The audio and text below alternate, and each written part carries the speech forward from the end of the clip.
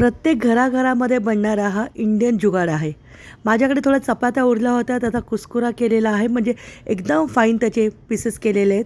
फोडणीमध्ये मोहरी, जिरं, हिंग, थोडेसे शेंगदाणे घातलेत, परतून घेतलेत. भरपूर कांदा टाकलेला आहे, लाल मिरची पावडर टाकलेली. अप्रतिम चवीचा असा हा चिवडा, मी याला पोळ्यांचा चिवडा म्हणते. तुम्ही कुठला असा जुगाड करतात का? नक्की मला कमेंट बॉक्समध्ये कमेंट करून सांगा.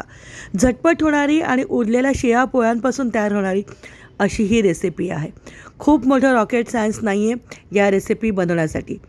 हवी तशी फोडणी करा. लाल मिरची पावडर तुमच्या आवडीप्रमाणे घाला. ज्या पद्धतीने फोडणीचा भात केला जातो त्याच पद्धतीने या फोडणीच्या पोळ्या केल्या जातात. तुम्ही कुठल्या प्रकारची रेसिपी बनवतात हे नक्की मला कमेंट बॉक्समध्ये कमेंट करून सांगा.